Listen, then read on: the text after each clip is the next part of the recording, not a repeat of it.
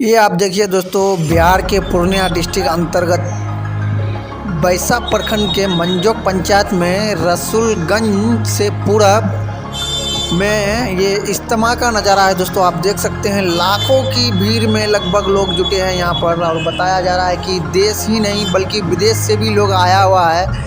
हम लोग फिलहाल अभी देखने के लिए आए हैं, तो सोचते हैं कि थोड़ा सा वीडियो बना दूं, लेकिन देखते हैं कि इतना भीड़ है कि पूरा बना नहीं सकता हूं दोस्तों। फिर भी जहां तक बना पाऊंगा आप लोग को दिखाने का कोशिश करूंगा।